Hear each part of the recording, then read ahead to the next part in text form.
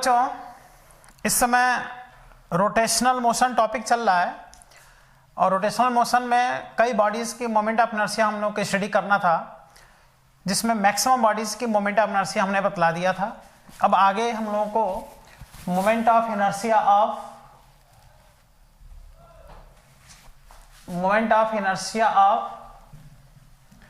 यहाँ पर देख रहे हो डायएटॉमिक मॉलिक्यूल पढ़ना है, moment of inertia of diatomic molecule.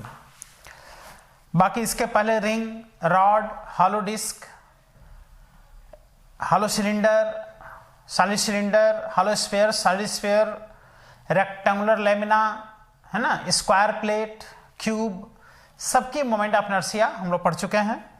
और आई होप कि आप लोगों को बेटा मोमेंट ऑफ इनर्शिया सब याद भी हो गया होगा। ये सब याद नहीं किया जाता है, अपने आप मोमेंट ऑफ इनर्शिया पढ़ते समय, नोट्स बनाते समय सब याद हो जाता है। जहाँ डेरिवेशन की आवश्यकता था हमने डेरिवेशन भी कराया था, कुछ मोमेंट ऑफ इनर्शिया हमने डायरेक्ट भी लिखवा दिया था। जो डेरिवेशन एग्जाम में सब नहीं आते हैं तो वो सब बस याद रहने चाहिए। तो अब बेटा डायएटॉमिक मॉलिक्यूल की मोमेंट ऑफ इनर्शिया पढ़ना है, तो इस हेडिंग हम लिखवाए भी थे, उसी नंबरिंग का आगे है। तो ये एक प्रकार का क्वेश्चन भी है, मतलब फॉर्मूला भी डेवलप होगा और क्वेश्चन भी सॉल्व होगा।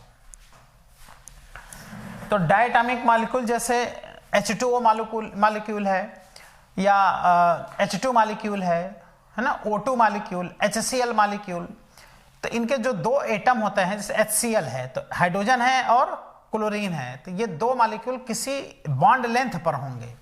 या इसी तरह से कह लो कि दो पार्टिकल हैं, M1 मास का, M2 मास का, किसी L लेंथ से दोनों कनेक्ट हैं, तो उनकी मोमेंट ऑफ इनर्शिया कितनी होगी। तो मोमेंट ऑफ इनर्शिया किसके अबाउट देखेंगे बेटा, तो दो मास जो हैं M1 M2, तो उनका जो सेंटर ऑफ मास होगा, सेंटर ऑफ ग्रेविटी, उनको मिलाने वाले लाइन पे ही तो कहीं होगा। अगर M1 M2 मास है तो सेंटर ऑफ ग्रेविटी एकदम मिडिल में नहीं होगा, जिसका मास ज्यादा होगा उसके तरफ सेंटर ऑफ ग्रेविटी या सेंटर ऑफ मास होगा, तो उसके अबाउट मोमेंट ऑफ इनर्शिया इसका पूछता है। ठीक है, बहुत इंपॉर्टेंट होता है ये मोमेंट ऑफ इनर्शिया डायएटॉमिक मॉलिक्यूल की।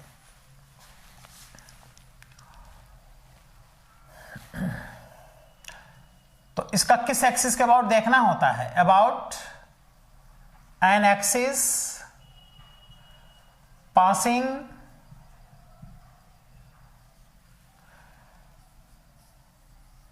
Through its centre of gravity, जो कि इसके सेंटर ऑफ ग्रेविटी से पास हो रहा हो, उसके अबाउट मोमेंट ऑफ इनर्शिया। तो कोई भी डायएटॉमिक मॉलिक्यूल होगा बेटा, तो उसमें दो एटम होगा, एक का मास M1 और दूसरे का मास M2। हो सकता है दोनों इक्वल भी हो, अगर इक्वल है तब तो आराम से निकाल लोगे। लेकिन अगर डायएटॉमिक मॉलिक्यूल में ये दो, उसमें जो एटम होंगे, जैसे एक का मास है M1, दूसरे का मास है M2, और इनके बीच का जो सेपरेशन होगा वो L होगा। अगर डायएटॉमिक मॉलिक्यूल होगा तो इस L को बॉन्ड लेंथ भी बोलेंगे, बॉन्ड लेंथ। इसका मास M1, इसका मास M2, एक मास कम है, एक मास ज्यादा है, तो इसका जो सेंटर ऑफ ग्रेविटी होगा, सेंटर ऑफ मास, इनको मिलाने वाले लाइन पे ही कहीं होगा। अगर ये मास ज्यादा है तो सेंटर ऑफ ग्रेविटी यहां पर होगा, और ये मास ज्यादा है तो सेंटर ऑफ ग्रेविटी बेटा यहां पर होगा। ठीक, और डिस्टेंस पता होगा दोनों एटम के बीच। मान लो इसका सेंटर ऑफ ग्रेविटी यहां पर है, तो इसके अबाउट जो एक्सिस पास होगा, देखो इस एक्सिस के अबाउट इसकी मोमेंट ऑफ इनर्शिया पूछता है, जो कि इसके सेंटर ऑफ ग्रेविटी से पास हो रहा है। देखो IG, ये मोमेंट ऑफ इनर्शिया पूछता है। बहुत आसान होता है इसकी मोमेंट ऑफ इनर्शिया, प्रोसेस पूरा बताएंगे। देखो इसकी जो मोमेंट ऑफ इनर्शिया होगा, ये होता है M1 और M2 का एवरेज मास, रिड्यूस मास।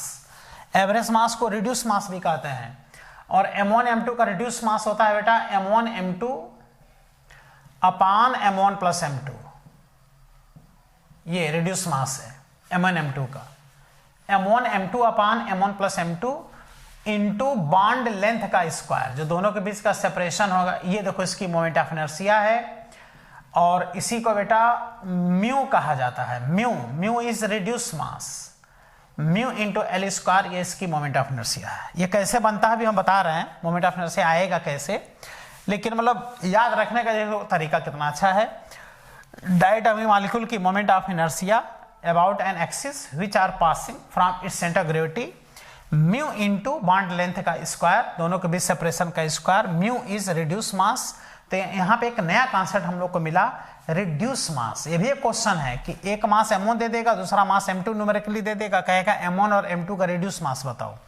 तो रिड्यूस मास होता है m1 m2 upon m1 plus m2। Reduce mass is also known as average mass.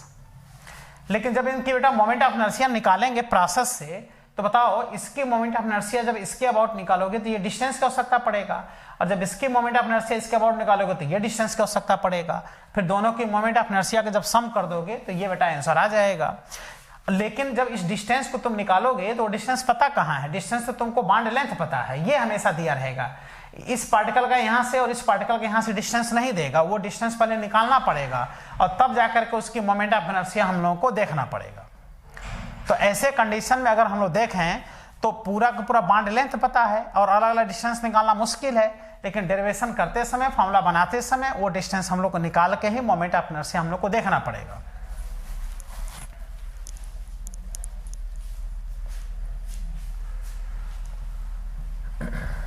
लेकिन ये फॉर्मूला इसका है, फॉर्मूला अगर डायरेक्ट याद रखो तो प्रॉब्लम सॉल्विंग में बहुत ही हेल्प मिलेगा। और बताते हैं कि इसकी मोमेंट ऑफ इनर्शिया आएगा कैसे।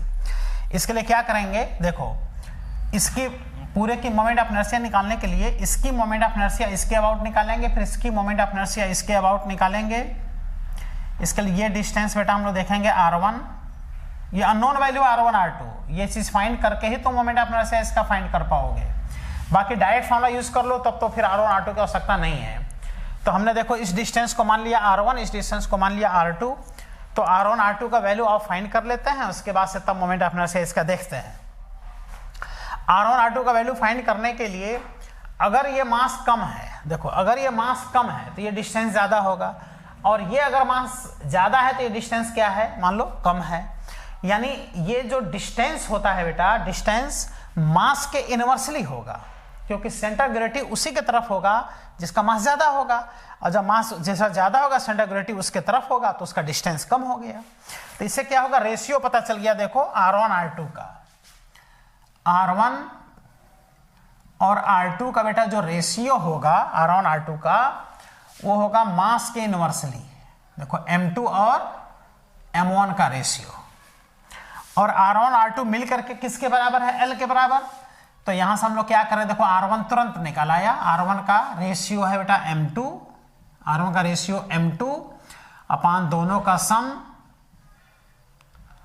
m1 प्लस m2 और इंटू r1 r2 का टोटल जो लेंथ होगा वो क्या है, l। यानी r1 का ये वैल्यू आ गया, देखो इसका रेशियो अपान दोनों का sum into total length l। r2 का वैल्यू आएगा, इसका रेशियो m1 अपान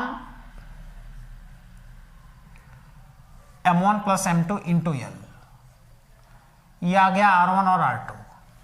अब पूरे डायटोमिक मॉलिक्यूल, पूरे सिस्टम की moment of inertia main axis का अबाउट अगर देखेंगे, जो सेंटर ग्रेविटी से पास हो रहा है, तो इसकी मोमेंट ऑफ इनर्शिया और इसकी मोमेंट ऑफ इनर्शिया का सम करना पड़ेगा। तो इसकी मोमेंट ऑफ इनर्शिया हो गया, देखो m1 r1 स्क्वायर, और इसकी moment of inertia m2 r2 square. भाई दोनों पार्टिकल हैं तो पार्टिकल की मोमेंट इनर्शिया इसी से तो आएगा। अब क्या करना है, देखो r1 r2 का वैल्यू रख देना है, तो ये आ गया m1, r1 का वैल्यू है बेटा m2 into l upon m1 plus m2 का whole square plus m2 r2 m1 into l upon m1 plus m2 का होल स्क्वायर। ठीक, बस इसको सॉल्व कर लो। तो देखो m1 यहां भी है, यहां भी है, तो m1 कॉमन ले लो और m2 भी कॉमन ले लो। m2 भी कॉमन है, m1 भी कॉमन है, तो आ गया m1 m2 साथ में एल स्क्वायर कॉमन, और देखो m1 प्लस m2 का whole square, m1 plus m2 का होल स्क्वायर ये भी कॉमन, तो आ गया m1 प्लस m2 का होल स्क्वायर। और यहां से देखो बचा m1 स्क्वायर है तो m1 बचा, और यहाँ m2 स्क्वायर है तो m2 बचा, तो ये आ गया m1 प्लस m2। देख रहे हो, अब इस स्क्वायर से ये टर्म क्या हो गया, कैंसिल। देख लो कितना आसानी से आ गया moment of inertia. Ig is equal to m1 m2 upon m1 plus m2 into उनके बीच का सेपरेशन का स्क्वायर। ये कहलाता है moment of inertia of diatomic molecule, या दो पार्टिकल हों m1 और m2, L लेंथ से दोनों कनेक्ट हों, तो उनकी मोमेंट ऑफ इनर्शिया भी इसके अबाउट ये होगा। और देख लो यहाँ पे कितना आ रहा है, m1 m2 upon m1 plus m2 आ रहा है कि नहीं आ रहा है। इसी को कहते हैं बेटा रिड्यूस मास। क्या बोलते हैं, रिड्यूस्ड मास इसी को बोला जाता है। तो एक नया कॉन्सेप्ट हम लोग को रिड्यूस मास मिल गया। आपको होगा रिड्यूस मास क्या होता है, तो बेटा m1 m2 का एवरेज मास होता है रिड्यूस मास। वो कितना होता है, m1 m2 upon m1 plus m2। इसलिए इसको देखा जाए तो ऐसे भी कह सकते हैं कि सेंटर ऑफ ग्रेविटी के अबाउट जो मोमेंट ऑफ इनर्शिया Ig आ गया, ये हो गया देखो बेटा म्यू इंटू एल स्क्वायर। कितना आसानी से याद रख सकते हो, mu into L square. Here mu is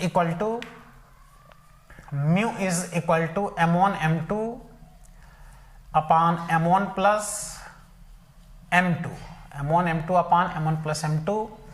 इसी को बोलते हैं reduced mass of m1 m2। बेटा ये m1 और m2 का क्या कहलाता है, रिड्यूस मास कहलाता है। तो इसे चाहो तो न्यूमेरिकल क्वेश्चन सॉल्व करो, बाकी ये खुद में एक क्वेश्चन है moment of inertia of diatomic molecule. जो असाइनमेंट बेटा आप लोगों को दिया गया है, उस असाइनमेंट में अगर देखो तो फर्स्ट लेवल में ये क्वेश्चन है, और कंपटीशन में ये क्वेश्चन पूछा है, और ये फर्स्ट लेवल हम क्वेश्चन दिखा रहे हैं। फर्स्ट लेवल का 46 नंबर क्वेश्चन है, जो नीट एग्जाम 2016 में बेटा देखो आया है। 46 नंबर क्वेश्चन नीट एग्जाम, और ये आंसर इसका देखो है m1 m2 upon m1 plus m2 into L square. First option इसमें बेटा देखो सही है, फर्स्ट ऑप्शन, जिसमें कि ए लाइट रॉड, क्वेश्चन में क्या कह रहा है, a light rod of length L has two masses m1 m2 attached to its two ends. The moment of inertia of the system about an axis perpendicular to the rod and passing through the center of mass। भाई इसको centre of gravity कहो चाहे centre mass कहो, मतलब दो particle हैं जो एक मासलेस रॉड L लेंथ से कनेक्ट हैं, तो उस एक्सिस के अबाउट इसकी मोमेंट ऑफ इनर्शिया बताओ जो कि इसके सेंटर ऑफ ग्रेविटी से पास हो रहा हो। तो इसमें देखो फर्स्ट ऑप्शन सही है, m1 m2 upon m1 plus m2 into L square answer है। 46 number question first level NEET exam 2016 का क्वेश्चन है। ये खुद मतलब क्या बताए ना कि ये क्वेश्चन खुद में है, यानी डायरेक्ट इसको पूछ दिया है। और जिसको नहीं आइडिया है वो तो R1 R2 ही नहीं निकाल पाएगा। जब R1 R2 नहीं फाइंड कर पाएगा तो मोमेंट ऑफ इनर्शिया कहां से फाइंड कर पाएगा। और जो चालाक स्टूडेंट हैं सब पढ़ने के बाद इसको याद रखेंगे क्या, अच्छा डायटोमिक मॉलिक्यूल की moment of inertia reduce mass into bond length का स्क्वायर। दो पार्टिकल हैं जो m1 m2 L लेंथ पर हैं, उनकी moment of inertia centre of gravity के about m1 m2 upon m1 plus m2 into दोनों के बीच का सेपरेशन का स्क्वायर। ठीक है,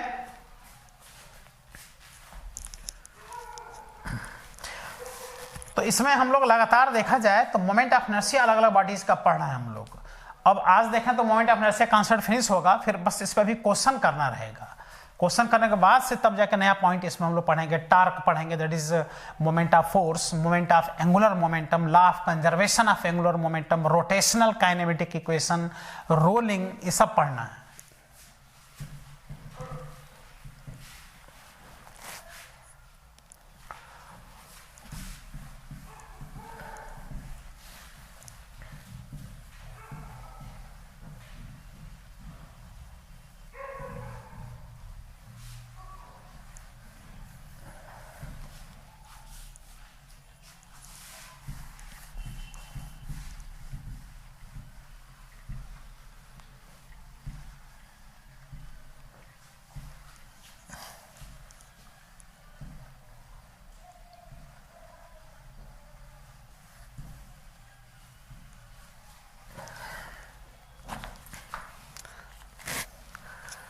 नेक्स्ट हेडिंग है moment of inertia of hollow cone. Hollow cone की मोमेंट ऑफ इनर्शिया बहुत ज्यादा इंपॉर्टेंट नहीं है, जल्दी पूछता नहीं है, लेकिन नोट्स में रहेगा बेटा तो याद रहेगा। हॉलो कोन और सॉलिड कोन की मोमेंट ऑफ इनर्शिया। तो कोन तो जानते हो कैसे बनता है, 3 डायमेंशनल होता है इस तरह से। ये कोन है, हॉलो कोन है, मतलब अंदर इसके मटेरियल नहीं है, ठीक है। और ये इसका देखो मेन एक्सिस हो गया, जो कि इसके सेंटर ऑफ ग्रेविटी से पास हो रहा है। इसका रेडियस r है और इसका मास m है, पूरे का मास m है, रेडियस r है, और यह हॉलो कोन है इस तरह से।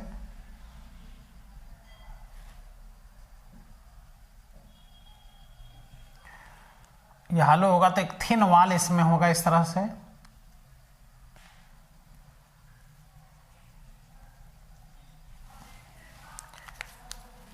तो इसकी मोमेंट ऑफ इनर्शिया,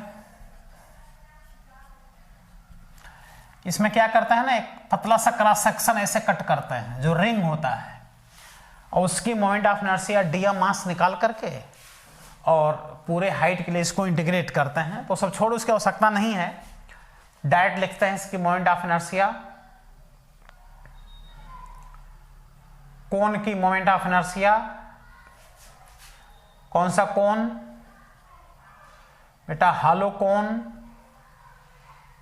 और इसकी मोमेंट ऑफ इनर्शिया बेटा एकदम अच्छी तरह से याद कर सकते हो, इसकी मोमेंट ऑफ इनर्शिया होता है हाफ, और कोन का मास m और रेडियस का स्क्वायर। कहोगे अरे ये तो मोमेंट ऑफ इनर्शिया डिस्क का है। किसके मोमेंट से बेटा, जो डिस्क की मोमेंट ऑफ इनर्शिया है वही हॉलो कोन की मोमेंट ऑफ इनर्शिया है। ये होता है मोमेंट ऑफ इनर्शिया। इंटीग्रेशन से आएगा, बहुत ही लेंथी इंटीग्रेशन, कोई मतलब नहीं है, कहीं नहीं पूछता इसका इंटीग्रेशन मेथड।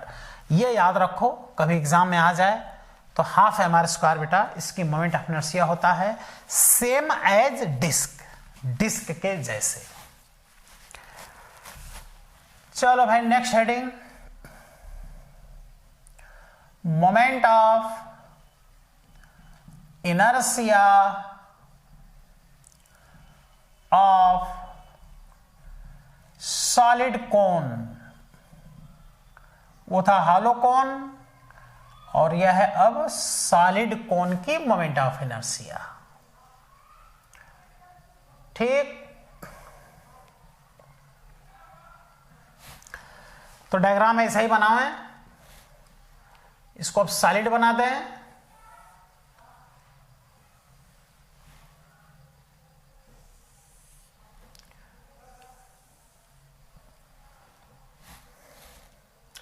ये इसका मेन एक्सिस है,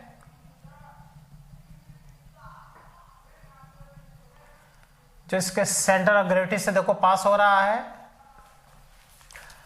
रेडियस इसका r है, मास m है, और ये सॉलिड है एकदम।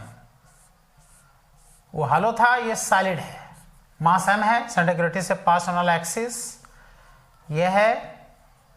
इसमें भी यहां से एक पतला सा क्रॉस सेक्शन कट करेंगे तो एक डिस्क मिलेगा, और उसकी मोमेंट ऑफ इनर्शिया dm मास निकाल के या फिर यहां से यहां तक पूरा इंटीग्रेट करेंगे। बहुत ही लेंथी होता है, कोई मतलब नहीं इंटीग्रेशन का, डायरेक्ट इसको लिखो। इसकी moment of inertia solid cone, solid कोन की मोमेंट ऑफ इनर्शिया ये होता है बेटा 3/10 m, इसका मास इंटू रेडियस का स्क्वायर। यह है बेटा moment of inertia of solid कोन। ये हो गया हॉलो कोन। तो हमने एक तरफ से लिखवाया था, अलग अलग बॉडीज की मोमेंट ऑफ इनर्शिया हम लोग को पढ़ना है, किसके इसके पढ़ना सब लिखवा दिया था। लास्ट में हमने कोन भी लिखवाया था। ये देखो इसकी मोमेंट ऑफ इनर्शिया हमने बता दिया। तो देखा जाए तो आज मोमेंट ऑफ इनर्शिया जितने बॉडीज का हम लोग को पढ़ना था वो आज फिनिश हुआ है, लेकिन अब इस पे क्या स्टार्ट होगा, क्वेश्चन। जब क्वेश्चन कराएंगे तो ज्यादा क्लियर होगा कि कैसे मोमेंट ऑफ इनर्शिया हम लोग यूज कर रहे हैं अलग अलग बॉडीज की, जिसमें बेटा हॉलो स्फीयर की moment of inertia 2/3 mr², solid sphere की moment of inertia 2/5 mr², ring की moment of inertia mr², disc की moment of inertia 1/2 mr², hollow cylinder की मोमेंट ऑफ इनर्शिया रिंग के जैसे that is mr², solid cylinder की moment of inertia disc के जैसे 1/2 mr², rod की moment of inertia main axis के about 1/12 mr²। तो ये सब तो मोमेंट ऑफ इनर्शिया भी मेन एक्सिस के अबाउट है। इसके बाद से पैरासिस थ्योरम और परपेंडिकुलर एक्सिस थ्योरम अप्लाई कर करके अलग अलग एक्सिस के अबाउट हम लोगों ने मोमेंट ऑफ इनर्शिया सबका देखा था, और मेन एक्सिस के अबाउट सबकी मोमेंट ऑफ इनर्शिया बेटा याद कर लेना, और अलग अलग एक्सिस के अबाउट पैरेलल और परपेंडिकुलर एक्सिस थ्योरम अप्लाई करके फाइंड करते रहना। और इसमें खास बात कि जो पहला एक्सिस थ्योरम होता है ये हर प्रकार के बॉडीज के लिए वैलिड होता है, लेकिन परपेंडिकुलर एक्सिस थ्योरम केवल प्लेनर बॉडीज के लिए ही वैलिड होता है, ये बात हमने बताया था। ठीक है, तो आज मोमेंट ऑफ इनर्शिया जो अलग अलग बॉडीज का पढ़ना था वो फिनिश हो गया। अब अगले लेक्चर में बेटा तुम देखना कि इस पे क्या कराएंगे, क्वेश्चन कराएंगे पूरे लेक्चर मोमेंट ऑफ इनर्शिया पे, अलग अलग बेस्ट क्वेश्चन। बाकी असाइनमेंट में खूब ढेर सारे क्वेश्चन हैं, बुक में हैं, सॉल्व करने से मोमेंट ऑफ इनर्शिया याद हो जाएगा और इसका कॉन्सेप्ट और ज्यादा बेटा क्लियर होगा। Thank you.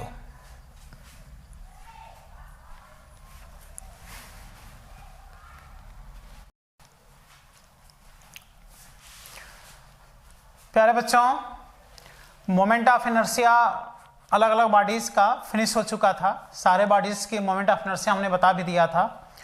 लास्ट लेक्चर में हमने हॉलो कोन और सॉलिड कोन की मोमेंट ऑफ इनर्शिया बतलाया था। अब मोमेंट ऑफ इनर्शिया जब सारे बॉडीज का फिनिश हो जाता है तो इस पे बेटा देखो क्वेश्चन किया जाता है। मोमेंट ऑफ इनर्शिया पे किस वैरायटी के क्वेश्चन बनेंगे वो अगर देखा जाए तो देखो question based on the moment of inertia. ठीक है, तो आप क्वेश्चन करते हैं, देखते हैं। जब क्वेश्चन करेंगे तो अलग अलग फार्मूला जो हम लोग पढ़े हैं वो सब यूज भी होगा। कई वैरायटी के क्वेश्चन होते हैं, बहुत ढेर सारे क्वेश्चन हैं, क्योंकि इतने बॉडीज हैं, सारे बॉडीज का अलग अलग एक्सिस हैं, बॉडीज का कॉम्बिनेशन का भी क्वेश्चन बनता है। और देखा जाए तो जितने मोमेंट ऑफ इनर्शिया हम बताए हैं वो सब क्वेश्चन ही इस साल एक तरफ से हुए हैं। अलग अलग एक्सिस पूछता है एग्जाम में, तो एक बॉडी के मोमेंट से बताते थे तो उसी के साथ में 3-4 मोमेंट ऑफ इनर्शिया अलग अलग एक्सिस के अबाउट बताते थे, वो सब क्वेश्चन ही हम लोग के साल हुए हैं। लेकिन अलग से भी आप क्वेश्चन हम लोग देखते हैं।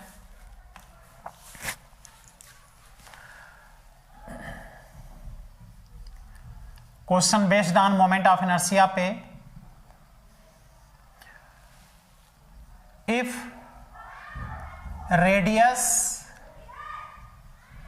radius of a disk, radius of disc is r।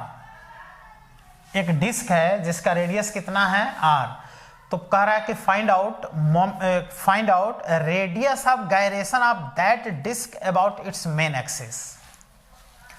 Find radius of gyration, बताए हैं radius of gyration of that disc about its main axis। उस डिस्क के मेन एक्सिस के अबाउट बेटा कितना रेडियस ऑफ गायरेशन होगा। इस क्वेश्चन से आइडिया लगेगा कि किस तरह से रेडियस ऑफ गायरेशन अगर किसी भी बॉडी का पूछ दे तो कैसे फाइंड करेंगे। तो इससे फर्स्ट ऑप्शन दे देगा r, सेकेंड ऑप्शन होगा बेटा r/2, सेकेंड ऑप्शन r/√2 और थर्ड ऑप्शन है √2r। रेडियस ऑफ गायरेशन को बताओ k से इंडिकेट करते हैं कि r से, तो हम बताए हैं k से इंडिकेट करते हैं। Radius of gyration is average radius of that body, क्योंकि डिस्क मान लो है तो उसमें डिस्क में ढेर सारे पार्टिकल्स हैं, तो वो पार्टिकल कुछ पार्टिकल एक्सिस के नजदीक होंगे, कुछ पार्टिकल एक्सिस से दूर होंगे, तो उस बॉडी का जो बेटा जो एवरेज रेडियस होगा वही रेडियस ऑफ गायरेशन है। तो ये देखो डिस्क है, डिस्क का पता है कि ये मेन एक्सिस है, इसके अबाउट मोमेंट ऑफ इनर्शिया पता होना चाहिए। देख रहे हो, इसका रेडियस है r, इसका मास है m, है ना, ये इसका सेंटर ऑफ ग्रेविटी है, इसके अबाउट इसकी जो मोमेंट ऑफ इनर्शिया बनेगा Ig। तो अगर ऐसा गायरेशन फाइंड करना है, जिस एक्सिस के अबाउट पूछ रहा है तो उसके अबाउट पहले मोमेंट ऑफ इनर्शिया लिखो। देखो Ig is equal to disc की moment of inertia main axis के अबाउट हाफ mr स्क्वायर होता है। अब पूछ रहा है रेडियस ऑफ गायरेशन, तो इसी को लिख दो बेटा mk स्क्वायर, क्योंकि हर बॉडी की मोमेंट ऑफ इनर्शिया को mk स्क्वायर कहा जाता है। बस ये है कि अलग अलग बॉडी का जो k होगा अलग अलग होगा। k is radius of gyration, ये सब बता चुके हैं फर्स्ट लेक्चर में ही। तो इसको देखो हमने लिख दिया mk square is equal to half mr square. Mass से मास क्या हो गया, कैंसिल आउट। देखो रेडियस ऑफ गायरेशन रूट ले लो तो r स्क्वायर का रूट r हो गया और 2 का रूट √2। ये देखो डिस्क का मेन एक्सिस के अबाउट ये मोमेंट ऑफ इनर्शिया नहीं, रेडियस ऑफ गायरेशन है। तो ये आंसर आया, यानी इससे ये पता चला कि किसी भी बॉडी का अगर बेटा रेडियस ऑफ गायरेशन जिस एक्सिस के अबाउट पूछ रहा है, पहले उसकी मोमेंट ऑफ इनर्शिया तुम लिख लो और उसी को mk स्क्वायर कह दो, तुरंत आ जाता है उसका रेडियस ऑफ गायरेशन। चलो next question.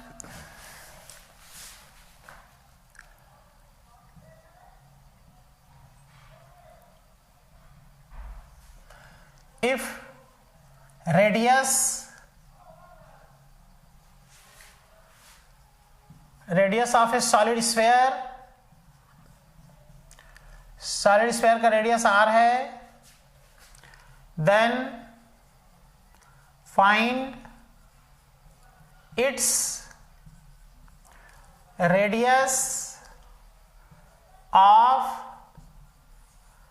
Gyration about its, देख लो कौन सा एक्सिस का आ रहा है, मेन एक्सिस नहीं, टेंजेंट एक्सिस।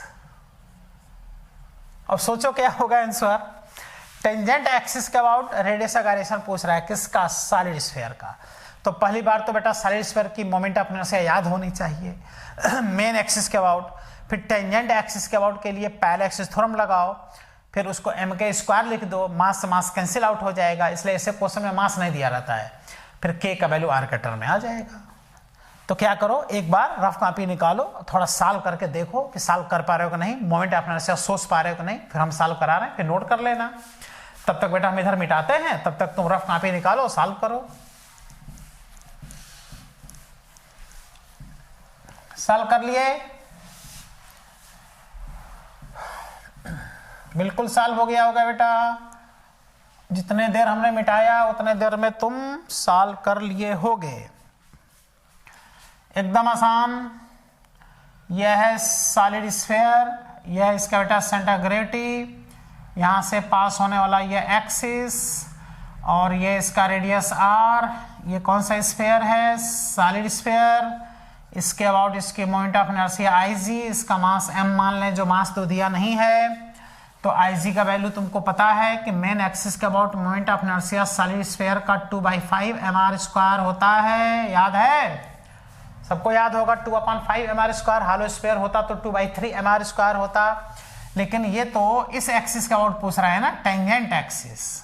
देखो इस एक्सिस के अबाउट क्या इसका रेडियस ऑफ गायरेशन होगा, k पूछ रहे हैं। तो पहले इसके अबाउट तुम मोमेंट ऑफ इनर्शिया निकाल लो, चाहे एक्सिस इधर बनाओ चाहे एक्सिस इधर बनाओ, टेंजेंट एक्सिस, कोई दिक्कत नहीं है। तो tangent axis I tangent is equal to Ig plus sphere का मास इंटू दोनों एक्सिस के बीच का सेपरेशन का स्क्वायर।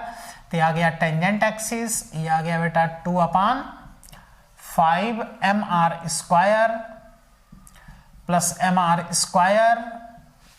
तो ये टेंजेंट एक्सिस का अबाउट मोमेंट ऑफ इनर्शिया आ गया 7/5 mr स्क्वायर, और इसी को कह दोगे mk स्क्वायर। क्यों, क्योंकि रेडियस ऑफ गायरेशन फाइंड करना है। तो आ गया 7/5 mr स्क्वायर, मास से मास कैंसिल आउट हो गया, k इज इक्वल टू आ गया r√7/5। ये आ गया रेडियस ऑफ गायरेशन। तो कहोगे क्या मतलब रेडियस गायरेशन पे यही 2 क्वेश्चन बनेगा क्या? अरे यही 2 कैसे बनेंगे, 50 क्वेश्चन इस पे बनेंगे और 2 ही क्वेश्चन से तुमको आइडिया लग गया। अब जिस बॉडी का रेडियस गायरेशन जिस एक्सिस के अबाउट पूछेगा उस एक्सिस के अबाउट पहले मोमेंट ऑफ इनर्शिया लिख लो और उसको m² लिख करके मास से मास कैंसिल कर लो और k का वैल्यू r के टर्म में फाइंड कर लो, रूट में आएगा आंसर हमेशा। तो अब 2 ही क्वेश्चन पर्याप्त है। अब जितने बॉडीज होंगे उतनी रेडियस गायरेशन के क्वेश्चन डेवलप हो सकते हैं। इतना ही से आइडिया लग गया कि किसी भी बॉडी का किसी एक्सिस के अबाउट रेडियस ऑफ गायरेशन कैसे फाइंड किया जाता है। चलो इसको मिटाते हैं और अब मोमेंट ऑफ इनर्शिया पे क्वेश्चन करते हैं। ये यहां तो मान लो रेडियस ऑफ गायरेशन पूछ रहा था।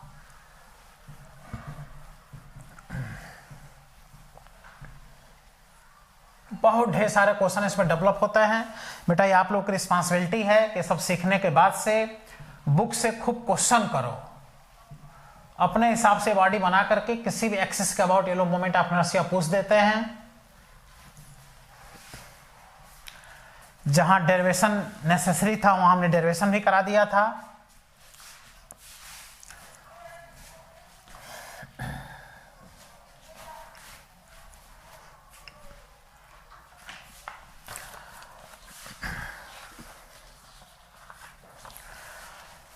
फर्स्ट लेवल से 38 number question, 38 number question of first level. और ये question already medical exam AIPMT 2015 में पूछा भी है। 3 identical spherical shell each of mass m and radius are placed as shown in the figure. Consider an axis x dash touching to the cell and passing through the diameter of the third cell. तो moment of inertia बताना है।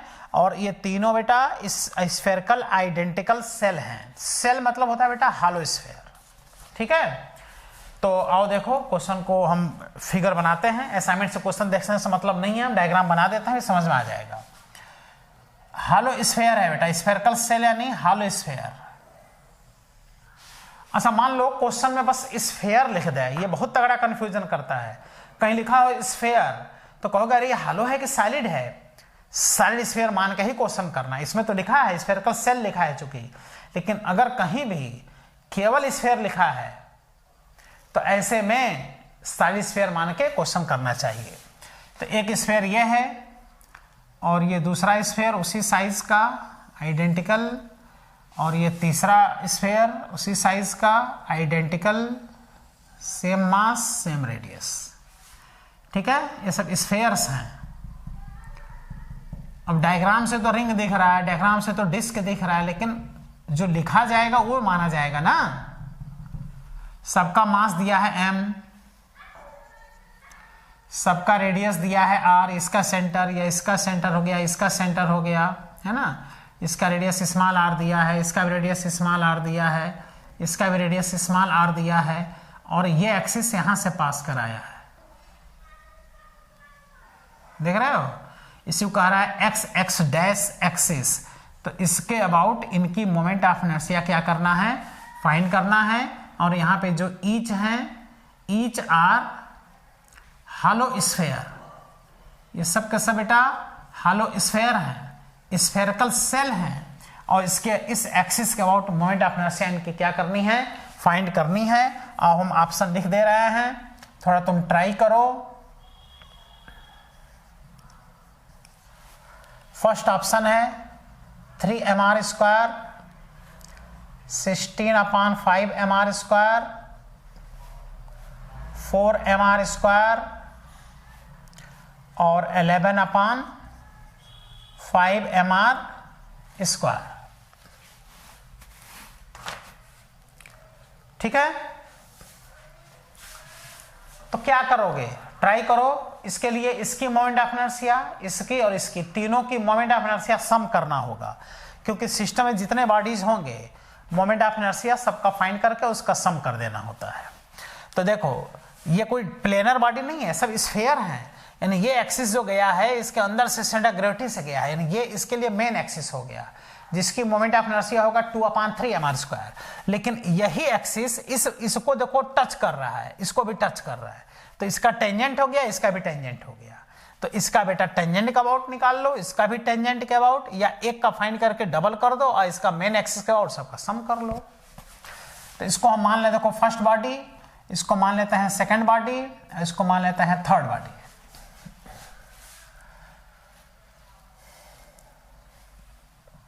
तो moment of inertia about x dash axis equal to first sphere की moment of inertia plus second sphere की moment of inertia plus third sphere की moment of inertia, सबका sum कर लेंगे। फर्स्ट स्फीयर की मोमेंट ऑफ इनर्शिया बेटा main axis के about होगा, IG हो जाएगा फर्स्ट वाले का, भाई इसके अंदर से मेन एक्सिस से जा रहा है, और इसका बेटा टेंजेंट के अबाउट हो जाएगा, ये भी टेंजेंट के अबाउट हो जाएगा। अब IG हम लोग जानते हैं, उसको रख देंगे और इसको डबल कर दें 2I टेंजेंट, और IG का वैल्यू हॉलो स्फीयर का 2/3 mr² होता है, ये जानते ही हो। और ये 2 टेंजेंट के अबाउट मोमेंट ऑफ इनर्शिया के लिए इसके अबाउट मेन एक्सिस के ये पैरेलल है, तो डायरेक्ट रटने का आवश्यकता नहीं है। मेन एक्सिस के अबाउट जो मोमेंट ऑफ इनर्शिया होता है उसका पैरेलल लगा दो, तो मेन एक्सिस के अबाउट होता है 2/3 mr² अब प्लस इसके ये देखो पैरेलल है, ये टेंजेंट है, तो प्लस mr² इसमें सम कर दो। सोचो यहाँ पर एक बार सोचो, खुद से समझ में आ जाएगा। तो आ गया बेटा 2 या चलो ठीक 2/3 mr², और यहाँ से देखो 3 और plus 2 5 into 2, 5 into 2 is 10 mr²/3, तो आ गया 12/3 mr² इक्वल टू 4 mr²। ये आ गया है आंसर, देख लो। तुम साल के हो तो कितना आया है बताओ, कोई आंसर मिला कि नहीं? ये आंसर है 4 mr² आंसर आएगा। ये फर्स्ट लेवल का क्वेश्चन है, देखो किस तरह से। अब यहाँ पे जैसे सॉलिड स्फीयर दे दे, डिस्क दे दे, तो मतलब क्या कह सकते हो ना, इतने वैरायटी के क्वेश्चन बनेंगे, इतने प्रकार के बॉडीज हैं, इतने प्रकार के एक्सिस हैं, कहीं कुछ रटने की आवश्यकता नहीं है। मेन एक्सिस के अबाउट मोमेंट ऑफ इनर्शिया बस याद रखो, बाकी थ्योरम अप्लाई करके क्वेश्चन सॉल्व करते रहो। सिस्टम में जितने बॉडीज दें उन सबकी moment of inertia given axis के अबाउट फाइंड करके सबका क्या करना पड़ता है बेटा, सम करना पड़ता है।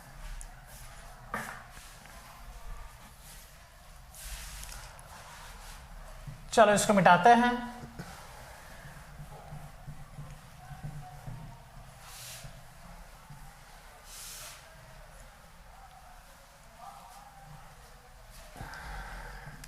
और नेक्स्ट क्वेश्चन सॉल्व कराते हैं।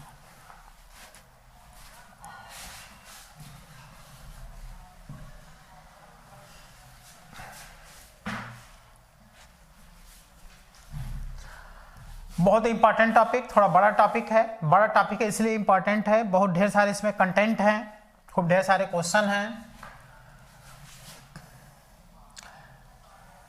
ये एक स्क्वायर है, ये कोई स्क्वायर प्लेट वोट नहीं है, बस ऐसे स्क्वायर बना दिया और एक स्फीयर यहाँ ला के रख दिया, एक यहाँ, चारों कॉर्नर पे स्फीयर ला के रख दिया इस तरह से कि ये कॉर्नर उस स्फीयर का सेंटर बन जाए। तो एक स्फीयर यहाँ है, इसका मास m है और रेडियस r है। एक स्फीयर यहाँ रखा है इस तरह से कि उसका सेंटर, इसका ये कॉर्नर उसका सेंटर बन जा रहा है। सब इक्वल साइज है, रेडियस इसका भी r, मास m। स्फीयर है, हम देखो स्फीयर बोल रहे हैं, हालो और सॉलिड नहीं बोल रहे हैं, कंफ्यूजन दूर करो। जब केवल स्फीयर बोलेगा तो सॉलिड स्फीयर मान के ही चलना पड़ेगा। ये सब इक्वल साइज के हैं, छोटा और बड़ा दिख रहा हो तो उससे मतलब नहीं है, ये सब इक्वल साइज है। Radius r, mass m, radius r and mass m। और ये जो साइड है बेटा ये b है, देखो स्क्वायर का ये जो साइड है b है, जिससे ये कनेक्ट है, इसका कोई मास नहीं है। मास यही चारों हैं और ये सब स्फीयर हैं, ये सब का सब स्फीयर है। तो इसके किसी एक आर्म के अबाउट, इसके अबाउट या इसके अबाउट, किसी भी एक आर्म साइड के about moment of inertia find करना है। थोड़ा ये बड़ा छोटा बन गया है, इससे मतलब नहीं है। Find moment of inertia of given sphere system, ये स्फेयर सिस्टम है 4 स्फेयर का, अबाउट एनी वन आर्म, किसी भी एक आर्म के अबाउट, साइड के अबाउट मोमेंट ऑफ इनर्शिया बेटा इसका बताना है, किसी भी एक साइड के अबाउट। सबका मास इक्वल है, ईच आर कौन सा स्फेयर, सब सॉलिड स्फेयर है। अब या तो स्फेयर लिखेगा या तो सॉलिड स्फेयर लिखेगा, केवल स्फेयर लिखेगा तभी भी उसकी मोमेंट ऑफ इनर्शिया स्फेयर वाला ही moment of inertia solid sphere वाला देखना होगा। जैसे अब इसकी मोमेंट ऑफ इनर्शिया हम अगर इस एक्सिस के अबाउट देखें, देखो इस साइड के अबाउट अगर इसकी मोमेंट ऑफ इनर्शिया देखें कितना होगा, ये अगर हमको फाइंड करना है तो जो इसके अबाउट होगा वही इस एक्सिस के अबाउट, वही इसके अबाउट, वही इसके अबाउट, सबके अबाउट सेम होगा। तो क्या करें, इसको मान लें फर्स्ट, इसको मान लें सेकेंड, और इसको मान लें थर्ड, और इसको मान लें फोर्थ। सबकी मोमेंट ऑफ इनर्शिया इसके अबाउट फाइंड करके सम कर देंगे। I is equal to first sphere की moment of inertia plus second sphere की moment of inertia plus third sphere की moment of inertia plus fourth sphere की moment of inertia. अब देखो जो मोमेंट ऑफ इनर्शिया इसका बनेगा वही इसका भी बनेगा, ये दोनों का तो सेम बनेगा क्योंकि ये दोनों मेन एक्सिस हैं। इसलिए इसको हम क्या करें, एक में मिला करके डबल कर लें, एक में मिला के डबल। अच्छा अब देखो इसकी मोमेंट ऑफ इनर्शिया जो इस एक्सिस के अबाउट बनेगा वही इसका भी बनेगा, इसलिए 2 बार ना लिख के इसको भी देखो डबल कर लें। ये भी हो गया बेटा 2i3, अब हो गया 2 और i1, यानी इसकी मोमेंट ऑफ इनर्शिया इस एक्सिस के अबाउट, तो ये इसका मेन एक्सिस है, देखो मेन एक्सिस, तो ये हो जाएगा 2/5 mr², क्योंकि moment of inertia solid sphere का 2/5 mr² होता है। अब कुछ लोग ये कंफ्यूज हो रहे होंगे, देखो बहुत तगड़ा कंफ्यूजन है कि जब हम पार्टिकल का जब क्वेश्चन कराते थे पार्टिकल सिस्टम का, तो एक स्क्वायर पे 4 पार्टिकल रखते थे, तो किसी एक आर्म के अबाउट जो मोमेंट ऑफ इनर्शिया निकालते थे, तो जो पार्टिकल एक्सिस पे चला जाता था उसकी मोमेंट ऑफ इनर्शिया 0 हो जाता था। तो कहोगे ये दोनों भी तो इसके एक्सिस पर हैं, ये भी मेन एक्सिस पर है, तो इसके क्यों नहीं 0 कर दे रहे हो? अरे बेटा ये कैसे 0 हो जाएगा, ये तो कंफ्यूजन यहाँ पर है। पार्टिकल के मोमेंट ऑफ इनर्शिया बेटा जब वो एक्सिस पे आ जाता है तो डिस्टेंस 0 हो जाता है, तो मोमेंट ऑफ इनर्शिया 0। ये तो बॉडी है और बॉडी के तो moment of inertia main axis के अबाउट ही तो मेन होता है, वो पढ़े हो। पार्टिकल जब एक्सिस पे जाएगा तो उसकी मोमेंट ऑफ इनर्शिया 0 होगा। ये पार्टिकल है कि बॉडी है? बॉडी है। और बॉडी का कौन सा एक्सिस? Main axis. कंफ्यूजन नहीं होना चाहिए यहां पर। प्लस ये आ गया बेटा 2। अब i3 मतलब इसकी मोमेंट ऑफ इनर्शिया, तो अपना मोमेंट ऑफ इनर्शिया यहां का नहीं चाहिए, तुम इसके अबाउट फाइंड कर रहे हो, इस एक्सिस के अबाउट, तो इसको इसकी मोमेंट ऑफ इनर्शिया को पैरेलल एक्सिस थ्योरम लगा के यहां पे शिफ्ट करो। इनके बीच की दूरी देखो b है, तो जब इसकी मोमेंट ऑफ इनर्शिया इसके अबाउट देखोगे तो उसकी अपनी मोमेंट ऑफ इनर्शिया पहले लिखोगे 2/5 mr² plus m into b², उनके बीच का सेपरेशन का स्क्वायर आ गया, सॉल्व हो गया। यह आ गया बेटा 4/5 mr² plus 4/5 mr² plus 2 mb², यह आ गया 8/5 mr² प्लस 2 mb²। ठीक, ये आंसर आया।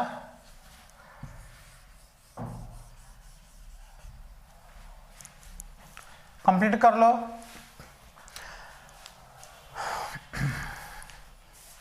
इसके बाद से अभी और इस पे हम लोग क्वेश्चन करेंगे, आगे और भी क्वेश्चन करेंगे, और तब जाके जब क्वेश्चन फिनिश हो जाएगा तब इसमें स्टार्ट होगा बेटा मोमेंट ऑफ फोर्स, टार्क का कॉन्सेप्ट स्टार्ट होगा, एंगुलर मोमेंटम पढ़ेंगे और law of conservation of angular momentum, rotational kinematic equation and rolling of bodies. बहुत बड़ा टॉपिक है, और जो टॉपिक बड़े होते हैं वेरी इंपॉर्टेंट होते हैं, जैसे ग्रेविटेशन टॉपिक भी वेरी इंपॉर्टेंट है। ठीक है बेटा, इसको कंप्लीट कर लो और बढ़िया से नोट्स बनाओ, और असाइनमेंट से भी अब क्वेश्चन सॉल्व करो, और बुक भी उठाओ, और डिफरेंट स्ट्रक्चर के जो क्वेश्चन दिए गए हैं कम से कम इस टॉपिक से अपने मन से बेटा 50 क्वेश्चन जरूर सॉल्व कर लो, जिससे कि मोमेंट ऑफ इनर्शिया एकदम मन में बैठ जाए और थ्योरम तुम अप्लाई कर सको और सारी मोमेंट ऑफ इनर्शिया याद भी हो जाए। ठीक है बेटा, थैंक यू।